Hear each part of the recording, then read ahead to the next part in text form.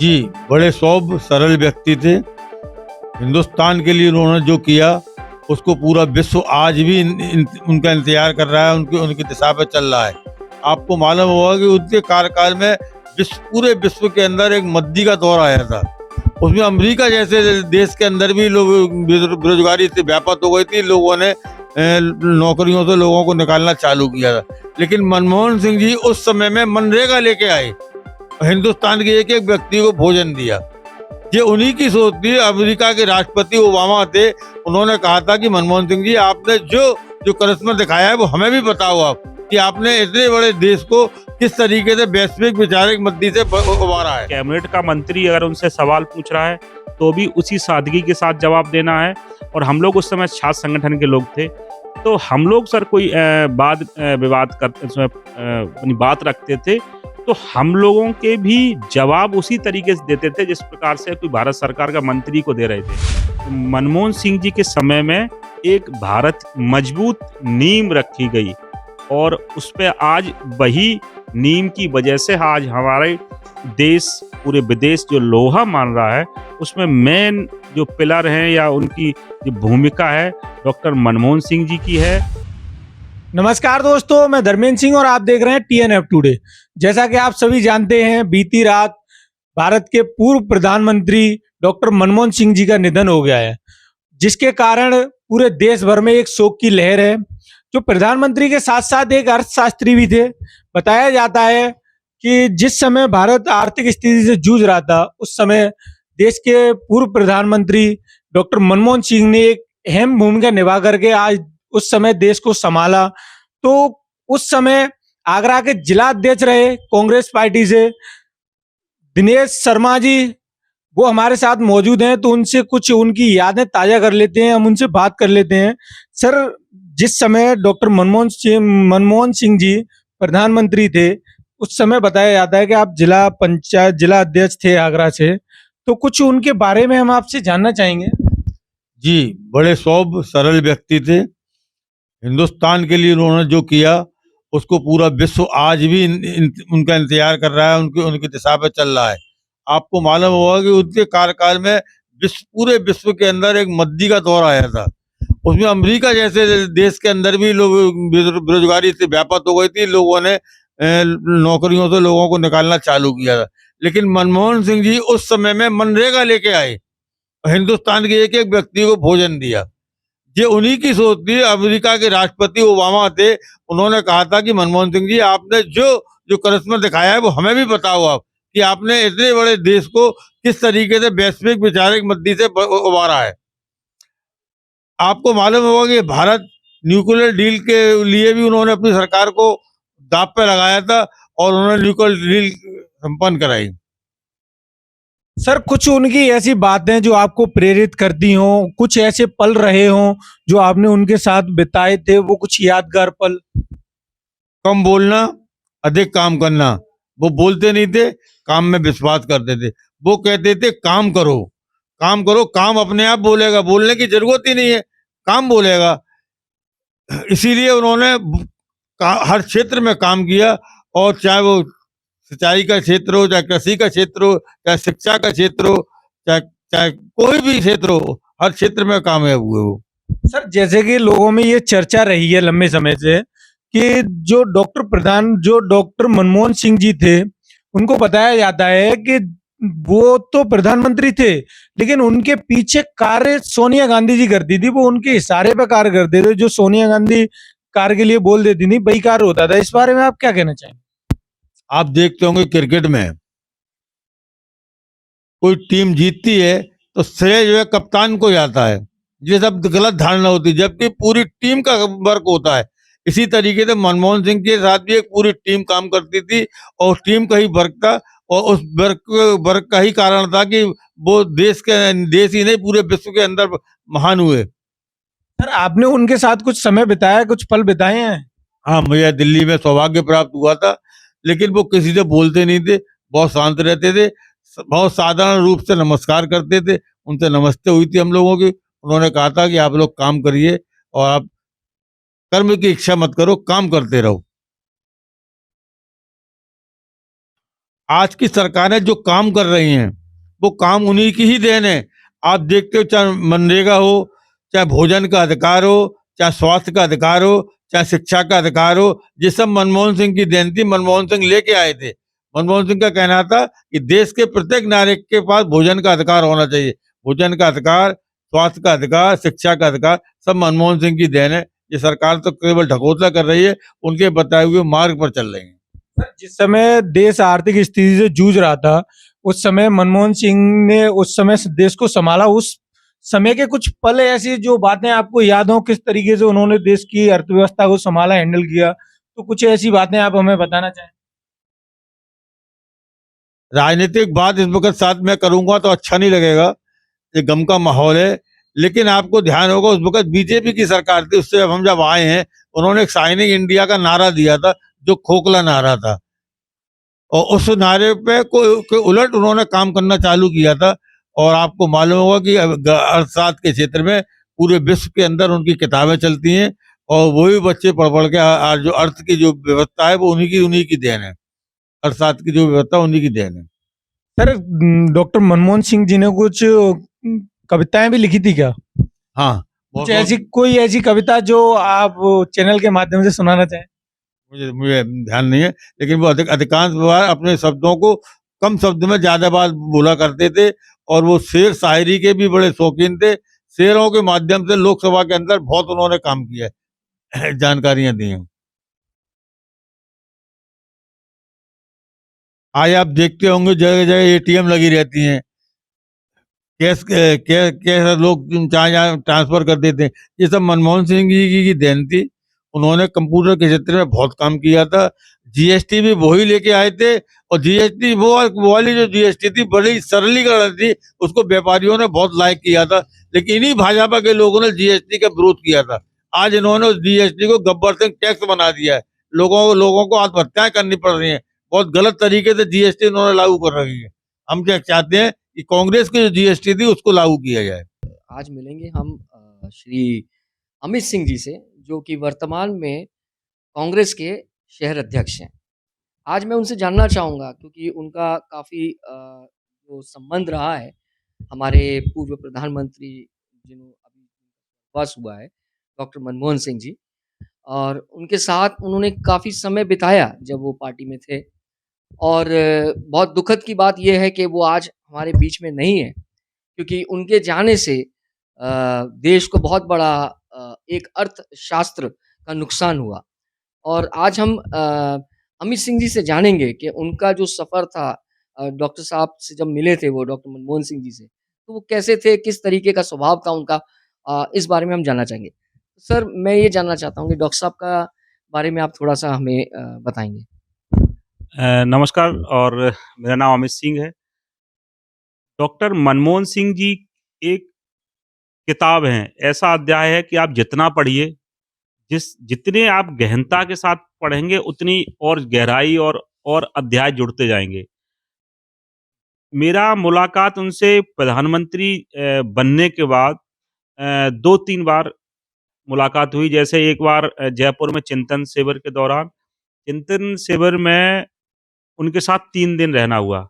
तब भारत सरकार की पूरी कैबिनेट थी और हमारे छात्र संगठन के लोगों के साथ। तो चिंतन किया, तो वो हमारे जो अलग-अलग ग्रुप बने थे, हर ग्रुप में उनको 1-1 दिन बैठना होता था, 1-2 घंटे। तो एकदम सरल स्वभाव का व्यक्ति, हर व्यक्ति के, अगर एक नॉर्मल आदमी में एक कैबिनेट का मंत्री अगर उनसे सवाल पूछ रहा है, तो भी उसी सादगी के साथ जवाब देना है।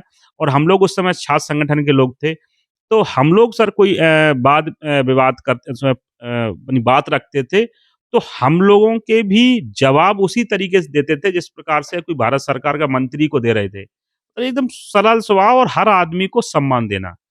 बहुत कोई प्रोटोकॉल नहीं।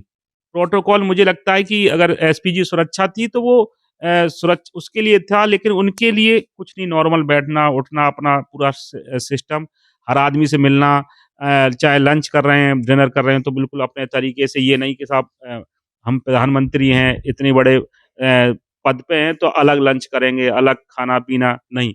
बिल्कुल सरल स्वभाव के व्यक्ति थे। डॉक्टर साहब का जो सफ़र रहा, तो आप इस चीज़ को मानते हैं सर कि आज हमने बहुत बड़ा अर्थशास्त्र इस देश में खोया है। तो आप इस बारे में क्या कहना चाहेंगे? किस तरीके के मतलब अर्थशास्त्री थे वो? ये पूरा देश तो जानता ही है, विश्व भी उनके अर्थशास्त्री के रूप में लोहा मानता है। उन्होंने आज तक मुझे जितना जानकारी है कि वर्ल्ड बैंक के सलाहकार के रूप में कई बड़े-बड़े बैंकों में काम किया और जिस समय देश नहीं पूरे विश्व की आर्थिक स्थिति खराब थी, उस समय डॉक्टर मनमोहन सिंह जी जो बाहर सोना गिरवी रखा था नरसिंह राव जी की सरकार में, उसे वापस लेके आए और हमारे छठा वेतन आयोग लागू किया। ये बहुत बड़ी है मतलब एक तरह से क्रांति आई। मनमोहन सिंह जी के ही समय में मनरेगा लागू हुआ, जो हमने मज़दूरों के लिए महात्मा गांधी उसके तहत हम लोगों ने 100 दिन का रोज़गार देने की बात है। तो मुझे लगता है कि मनमोहन सिंह जी के समय में एक भारत मजबूत नींव रखी गई और उस पे आज वही नींव की वजह से आज हमारे देश पूरे विदेश जो लोहा मान रहा है, उसमें मेन जो पिलर हैं या उनकी जो भूमिका है, डॉक्टर मनमोहन सिंह जी की है और उनके मुझे लगता है कि इस देश के अंदर आर्थिक रूप से जो मजबूती है, जो क्रांति लाए, वो डॉक्टर मनमोहन सिंह जी लेके आए। उनके द्वारा मुझे लगता है कि जितना बोला जाए उतना कम है। जितना बोला जाए उतना कम है और सादगी से लेकर और जिसने आज भी जब विदेशों में जाते थे तो एक एक प्रधानमंत्री की जो गरिमा है वो तो रहती थी, लेकिन उनका जो सम्मान है एक व्यक्तिगत रूप से उनका व्यक्तित्व और बड़ा था। मुझे लगता है कि देश का प्रधानमंत्री होना तो एक गर्व का विषय है, लेकिन और पूरा देश विदेश लोहा मानता था, लेकिन जो उनका व्यक्तिगत खुद का वो था, वो भी एक बहुत बड़ा था, जिसकी वजह से पूरा विश्व उनका आज भी सम्मान अभी तक करता था, करता रहेगा और मुझे लगता है कि मनमोहन सिंह जी को जितना लोग आज मानते हैं, उससे ज़्यादा इतिहास में उन्हें याद किया जाएगा। ये खुद मनमोहन सिंह जी ने कहा। तो मोटिवेट करती हैं, प्रेरित करती हैं डॉक्टर साहब के लिए? डॉक्टर मनमोहन सिंह जी एक बहुत ही नॉर्मल परिवार से निकले हुए और आज प्रधानमंत्री पद तक पहुंचे और लगातार किस शांति के साथ बिना बोले 10 साल तक इस देश को चलाया। उनकी चुप्पी में कितनी बड़ी ताकत थी। मुझे लगता है कि उनके ऊपर कोई आरोप नहीं और आज दिन तक 10 साल प्रधानमंत्री रहते हुए किसी भी नेता के ऊपर कोई अमर्यादित टिप्पणी नहीं, किसी के ऊपर कोई जवाब नहीं।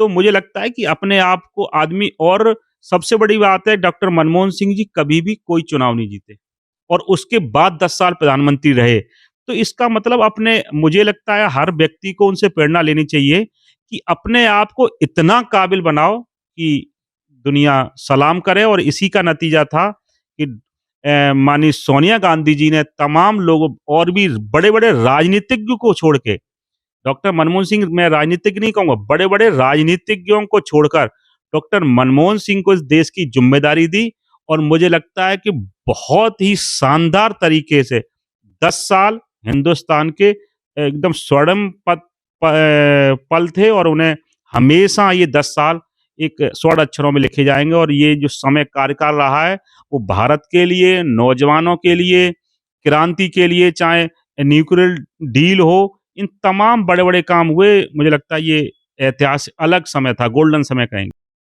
सर सबसे पहले मैं आपका परिचय जानना चाहूँगा। मैं C Ajay Jain, chartered accountants association Agra का अध्यक्ष हूँ वर्तमान में। मैं जानना चाहता था सर अब कल जो प्रधानमंत्री हैं हमारे जो पूर्व प्रधानमंत्री डॉक्टर मनमोहन सिंह का जो निधन हुआ, उसके बारे में आप क्या कहना चाहेंगे? बहुत दुखद घटना हुई। वो हमारे देश की शान थे। उन्होंने IMF में बहुत काम किया, हमारे देश की आर्थिक प्रगति में बहुत सारे आमूलचूल परिवर्तन किए। तो यही वजह थी कि उन्होंने हमारे देश को 2 बार प्रधानमंत्री होने के नाते प्रतिनिधित्व भी किया और वो इंडिया के ही नहीं वर्ल्ड के इकोनॉमिस्टों में उनकी गिनती होती है। उनका जाना दुखद है अपने भारतवर्ष के लिए और पूरे विश्व के लिए। सर मैं आपसे भी जानना चाहूँगा डॉक्टर मनमोहन सिंह जी के बारे में आप कुछ थोड़ा-सा बताएँगे हमें? देखिए, पूर्व प्रधानमंत्री स्वर्गीय श्री मनमोहन सिंह जी का जो सफ़र है वो अनकरणीय है। एक छोटी सी जगह से चलकर एक शिक्षक बनना विदेश में, फिर वहाँ से आगे रिजर्व बैंक ऑफ इंडिया का गवर्नर बनना, गवर्नर बनने के बाद फिर देश का फाइनेंस मिनिस्टर बनना, और फाइनेंस मिनिस्टर के बाद देश को 2 बार प्रधानमंत्री के पद से गौरवान्वित करना, ये एक अपने आप में अनूठी मिसाल है और अनुकरणीय है। और उनकी इस देश से, हम लोगों के बीच में से जाना देश की वास्तव में बहुत क्षति है, और मैं उनको श्रद्धांजलि देना चाहूँगा अपनी तरफ से। आप कुछ बताएंगे सर, थोड़ा सा बताएंगे। डॉक्टर मनमोहन सिंह वो एक साइलेंट पॉलिटिशियन थे, और उन्होंने कभी ज़्यादा वोकल नहीं रहे, और उनकी एक सबसे महत्वपूर्ण घटना जो इंडिया को उसके लिए इंडेटेड रहना चाहिए हमेशा के लिए, वो हमारे जो अमेरिकन प्रेसिडेंट डॉक्टर बुश साहब थे वो, और उसके बाद ओबामा जी, उन दोनों के साथ उन्होंने मिलके जो न्यूक्लियर डील पर उन्होंने समझौता किया, उसका हिंदुस्तान को आज तक पेमेंट मिल रहा है, और हमें उसके लिए ऋणी होना चाहिए उनका। उन्होंने विदेश नीति के सिलसिले में जो काम किया वो आर्थिक स्थिति से भी ज्यादा बेहतर था। उनके विदेशों में एक बेहतर बात यह है कि जो वर्तमान में क्वाड है, जो जिसमें जापान है, ऑस्ट्रेलिया है, अमेरिका है, इंडिया है, ये क्वाड उन्हीं के जमाने की देन है। 2017 के बाद रिवाइव हुई दोबारा से, जो उनके जमाने की है, और इन्होंने मिलकर उस दौरान काम किया था। तो ये एक ऐसा पक्ष है जिसको लोग शायद बहुत से लोग नहीं जान पाएंगे। जैसे हमारे पूर्व प्रधानमंत्री नरसिम्हा राव थे, उनके भी बारे में भी लोगों को बहुत सी जानकारी नहीं थी। तो बहुत सी बातें तो पब्लिक में हैं, पर ये ऐसा पक्ष है जो लोग नहीं जानते थे। तो हमें इस बात के लिए ऋणी होना चाहिए कि उन्होंने विदेश नीति में इस तरीके के नए नए कार्य किए। बातें तो क्या है, वो हमेशा बहुत कम बोलने वाले थे, बहुत नपा तुला बोलते थे। इसलिए मैं कंपैरिजन की बात करता हूँ, उन्होंने वाजपेयी जी का जिक्र आया था अभी कि उन्होंने वाजपेयी जी से बहुत कुछ सीखा था। जब वो 2004 में बने प्रधानमंत्री, तो 2003 तक वाजपेयी जी थे, पर वाजपेयी जी इस तरीके के वोकल थे, मनमोहन सिंह जी उसी तरीके के चुप थे।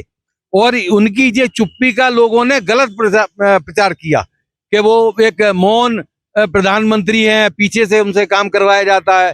जबकि मैंने अभी आपसे कहा कि विदेश नीति के बारे में ऐसा शख्स जिसने विदेश नीति का एक नया आयाम दिया। इवन एक नई बात और नोटिस में अभी आई है पढ़ने को कि पाकिस्तान में वो जीवन पर्यंत इस बात के लिए प्रयासरत रहे कि बॉर्डर की बात को छोड़ के एक बार वो अपने होम टाउन को देखना चाहते थे, जहां उनका घर था। परवेज मुशर्रफ के अपने उसमें कक्ष में एक तस्वीर लगी रहती थी जो मनमोहन सिंह जी ने उनको भेंट करवाई थी। दरियागंज में उनकी हवेली थी, वो हवेली का फोटो उनके वहां पर लगा रहता था, और वही एक तरीके की उन्होंने फोटो परवेज मुशर्रफ जी ने मनमोहन जी को दी थी, उनके होम टाउन वाली जो उनका गांव था, वो उनके कक्ष में लगी रहती थी। ये ऐसे पहलू हैं जो लोग बार राजनीति की बातें करते हैं, पर ये पर्सनैलिटी की बात है ना। तो हमारे यहाँ लोगों ने विशेष तौर पर जो पाकिस्तान से जो लोग आए थे, उन्होंने इस बात में बहुत कोशिश की कि हमारे संबंध जो अच्छे बने रहे, पर मनमोहन सिंह जी ने कभी अपनी सीमा नहीं लांगी। वो अपने होम टाउन को देखने के लिए लालायित रहे। 92 ईयर्स की उम्र में भी वो वहां तक नहीं गए, जबकि उनके मन की इच्छा थी मैं एक बार अपने घर को देखा, है ना। पर उन्होंने कभी अपनी सीमा नहीं लागी। लोग वहां बहुत आरोप प्रत्यारोप करते थे, है ना।